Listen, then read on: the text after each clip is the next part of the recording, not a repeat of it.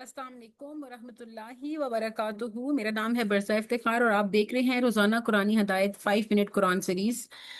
कल हमने सूरह अल फातिहा का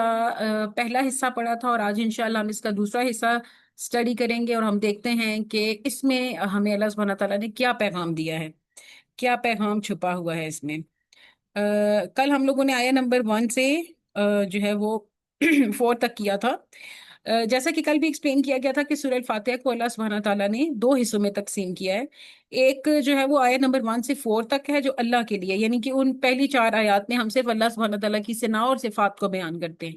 और जो दूसरा है वो है बंदे के लिए, जिसमें बंदा जो है वो अल्लाह सुब्हानहू तआला से अपनी हदायत तलब करता है और एक हैंड शेक करता है कि हम सिर्फ तेरी ही तुझसे ही मदद मांगते हैं, सिर्फ तेरी ही इबादत करते हैं और इस तरह की बातें। तो आइए देखते हैं कि आय नंबर 5 से 7 में हम क्या बात कर रहे हैं। ईया का नाबुदू व ईया का नस्ताइन। ईया का मतलब है सिर्फ तेरी ही। यहाँ पर आपने ये जरूर इस चीज को जहन में रखना है कि यहाँ पे एक लफ्ज है सिर्फ तेरी, यानी कि हम सिर्फ ये नहीं कह रहे कि हम अल्लाह की इबादत करते हैं, बल्कि हम यहाँ पर ये कह रहे हैं कि हम सिर्फ अल्लाह की इबादत करते हैं। ईया का नाबुदू, हम इबादत करते हैं, व ईया का, और सिर्फ तुझसे ही नस्ताइन, मदद मांगते हैं, यानी कि हम सिर्फ तेरी इबादत करते हैं और हम सिर्फ तुझसे ही मदद मांगते हैं। तो आप ये देखिए यहाँ पर ये जो दो लफ्ज सिर्फ और सिर्फ इस्तेमाल हुए ना, ऊपर वाले में भी ईया का है और नीचे साथ इसी आयत में आगे भी है वह ईया का नस्ताइन। तो इससे ये साबित होता है कि हमें अल्लाह के अलावा किसी और को ना तो इबादत में शरीक ठहराना है और ना ही हमने किसी पर तवक्कुल करना है, ना ही किसी पे भरोसा करना है। एक अगर हमें कोई छोटी से छोटी चीज भी चाहिए तो हमें वो अल्लाह सुब्हानहू तआला से ही मांगनी है। ये एक तरह से डॉक्टर स्टार के मुताबिक ये इंसान का और अल्लाह सुब्हानहू तआला का सॉर्ट ऑफ हैंड शेक है, जिसमें हम ये डील कर रहे हैं कि इस हर नमाज में हर रकत में चूंकि हम सूरह अल फातिहा पढ़ते हैं, तो हम हर रकत में अल्लाह सुब्हानहू तआला से यही कह रहे होते हैं कि हम सिर्फ तेरी इबादत करते हैं, हम सिर्फ तुझसे ही मदद मांगते हैं। अच्छा, यहाँ पर आप ये सोचें, अपने हमने रुक कर मुहासबा करना है कि हम जो है वो जो इबादत कर रहे हैं, क्या हम सिर्फ अल्लाह की इबादत कर रहे हैं या हम जो है वो कि अपने नफ्स की इबादत तो नहीं कर रहे। थोड़ा सा मैं आपको ये लफ्ज इबादत एक्सप्लेन करती हूँ ताकि इस आयत को समझने में आपको मजीद जो है वो अ,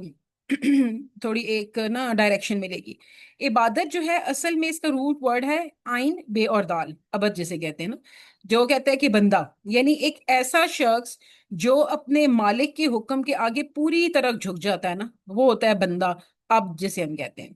तो अगर हम इस्तिलाही तौर पर देखें इसको, जैसे स्कॉलर्स एक्सप्लेन करते हैं, तो इबादत हर ऐसी जो है वो बात, जैसे आप कॉल कह लें या आपका कोई अमल या नियत जो है, कोई भी नियत आपकी, उसका नाम है इबादत, कि जो अल्लाह को पसंद हो, ठीक है ना, जो जाहिरी हो या बातनी हो, ये दोनों तरीकों से जो आपका कोई भी काम है ना जो अल्लाह को पसंद है,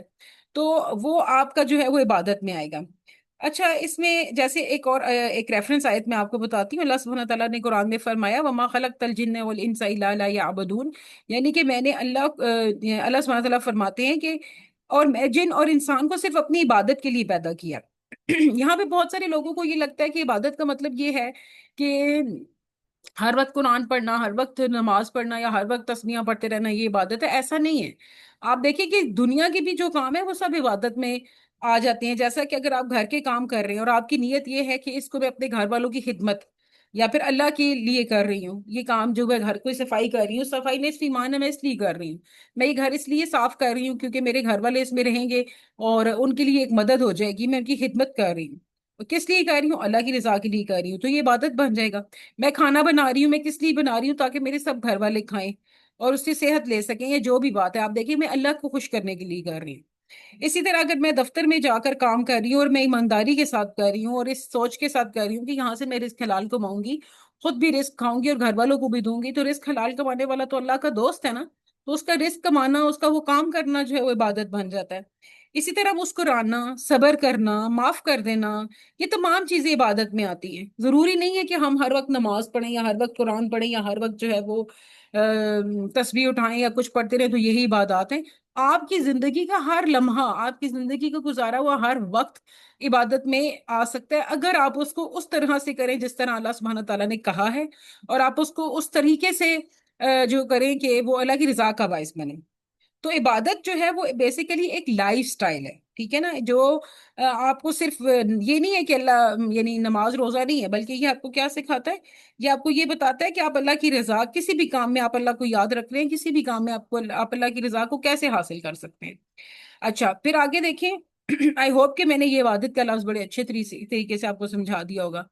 پھر آگے ہم پھر کہتے ہیں ایک طرح سے ایک پازیٹیو وے میں اللہ سبحانہ تعالیٰ سے کہتے ہیں کہ اہدنا، چلا ہمیں، الصراط راستے پر، المستقیم سیدھے راستے پر۔ سیدھا راستہ کون سا راستہ ہے؟ جو جنت کی طرف جاتا ہے، وہ تمام راستہ، ہر طرح کے راستے جن کی منزل اللہ سبحانہ تعالیٰ کو خوش کرنا ہو، جن کی منزل ہماری یہ ہے کہ اللہ کا رضا حاصل کرنا ہے، وہ تمام راستے جو ہیں وہ کیا ہیں؟ وہ سیدھے راستے ہیں۔ تو ہم اللہ سبحانہ تعالیٰ سے ہدایت مانگ رہے ہیں اپنے لیے، کہ ہمیں ہدایت ملے، ہم اس راستے پہ چلیں جو اللہ سبحانہ تعالیٰ کو پسند ہے۔ تو صرف کچھ جہاں پر ہم یہ بات آتی ہے نا ادھر الصراط کی تو آپ نے یہ دعا ہے کہ آپ نے یہ سوچنا ہے کہ زندگی میں جب بھی کوئی کنفیوژن ہو، کوئی فیصلہ ہو، کوئی مشکل ہو، یا ایمان ہلتا محسوس ہو نا، کبھی ایمان کی بھی تو لیول ہوتے ہیں، کبھی گھٹتا ہے، کبھی زیادہ ہو جاتا ہے، تو یہ آیت ایک پاورفل دعا ہے آپ کے لیے، جہاں پر آپ کو یہ لگے کہ ہم ڈگمگا رہے ہیں، وہاں پہ سیدھا اللہ سے دعا کریں، یا اللہ مجھے ہدایت دے، چلا مجھے سیدھے راستے پر، وہ راستہ ہے جو کس کو پسند ہے؟ جو اللہ سبحانہ تعالیٰ کو پسند ہے۔ اور آخری آیت آپ اس سورہ کی دیکھیں کہ اب یہاں پر ہم نے بات کی نا سیدھے راستے پہ چلائیں، سوال آگے یہ آتا ہے کہ کون سے راستے ہیں جو سیدھے ہیں اور کون سے جو سیدھے نہیں ہیں؟ تو صراط الذین، راستہ ان لوگوں کا، انعامت، انعام فرمایا تو نے، علیہم ان پر، غیر المغضوب، نہیں غصہ کیا گیا جن پر، علیہم ولا الضالین، اور نہ ان کا جن کے جو ہے وہ جو گمراہ ہیں۔ تو یہاں پر اللہ سبحانہ تعالیٰ نے کیا فرمایا کہ ان لوگوں کے راستے پر جن پر تو نے انعام فرمایا، جن پر فرمایا جن پر نہ غصہ کیا گیا اور نہ وہ گمراہ ہیں، یعنی ہمیں ان کے راستوں پر چلا جن پہ اللہ سبحانہ تعالیٰ جن سے راضی ہوئے ہیں، جن کو اللہ سبحانہ تعالیٰ نے انعام فرمایا ہے، صدیقین ہو گئے، شہداء ہو گئے، صالحین ہو گئے، شہید ہو گئے، ایسے لوگوں کے راستوں پر، ان لوگوں کے راستوں پر نہیں چلانا جو گمراہ تھے اور جن پر اللہ سبحانہ تعالیٰ کا غصہ آیا تھا، اللہ نے ان پر غصہ کیا ہے۔ تو یہاں پر ہم اسٹریٹ فارورڈ اللہ سبحانہ تعالیٰ سے مانگ رہے ہیں دعا کہ اللہ ہم کیا ہے کہ نہیں صرف معافی نہیں مانگ رہے ہم اوپر، بلکہ ہم نے کہا تھا نا کہ ہم عبادت کرتے ہیں، ہم آپ کی مدد چاہتے ہیں، یہ وہ، تو اللہ سے ہم یہ نہیں صرف مانگتے کہ راستہ دکھا، بلکہ ہم وہ راستہ مانگ رہے ہیں جو ان لوگوں کا راستہ تھا جنہیں اللہ سبحانہ تعالیٰ نے جو ہے وہ انعام فرمایا تھا، جنہوں نے اللہ کی رضا کے لیے کام کیا تھا۔ پھر آپ دیکھیں کہ وہ تمام لوگ جن پر اللہ نے غصہ کیا، ہم ساتھ ہی کہہ رہے ہیں کہ ہمیں ان کا راستہ نہیں چاہیے، ہمیں ان کے راستے پر مت چلا۔ تو اگر ہم آج کی یہ جو 3 آیات ہم نے دیکھی، ان کا مستقل ایک جو ہے وہ مختصر سا پیغام دیکھے تو یہ ہے کہ سورہ فاتحہ کی ان 3 آیات میں اللہ نے ایک مومن کو جو ہے نا ایک مشن ڈیفائن کر دیا اس کا، کہ صرف اللہ کی عبادت ہے، صرف اسی سے مدد مانگنی ہے، صرف اسی سے راستہ مانگنا ہے، یعنی کہ سیدھا راستہ یا ہدایت آپ اس کو کہہ سکتے ہیں، صرف اسی سے ہدایت مانگنی ہے، اور صرف انہی کا جیسے بننا ہے جو اللہ کو پسند آئے۔ اور یہ ہر روز کی دعا ہے، آپ دیکھیں ہم ہر ٹائم یہ نماز میں مانگتے ہیں، یہ ہر روز کا لائف سٹائل بن جائے تو زندگی میں نہ آپ کے کوئی گمراہی رہے گی اور نہ بے چینی رہے گی۔ اور ایک بات آپ نے یہ ذہن میں رکھنی ہے کہ جب بھی آپ سورہ الفاتحہ کو نماز میں پڑھتے ہیں تو اس کو پورے دل کے ساتھ پڑھیں، اس کے مطلب کے ساتھ اس کو پڑھیں، تاکہ آپ کو یہ محسوس ہو کہ یہ کتنی بڑی دعا ہے۔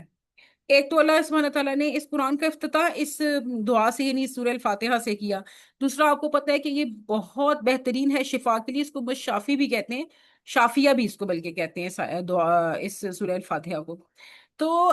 اس کا شفا کے ساتھ بہت گہرا تعلق ہے۔ جب بھی کوئی انسان بیمار ہو وہ 7 بار اس کو پڑھے تو انشاءاللہ اللہ سبحانہ تعالیٰ اس کو شفا دیں گے، اور اگر آپ اول و آخر درود شریف پڑھ لیتے ہیں تو یہ اور بھی اچھی بات ہے۔ اس کو اور مزید اچھے طریقے سے سمجھیے، اس پہ ریسرچ کیجئے، اس کے معنی کو اچھے طریقے سے یاد کیجئے، اور نماز میں ان کو معنی کے ساتھ ذہن مرلا کر آپ پڑھیں، انشاءاللہ آپ کو بہت اچھا لگے گا۔ کل ہم انشاءاللہ سورہ البقرہ سٹارٹ کریں گے، تب تک کے لیے اجازت دیجیے، اللہ حافظ۔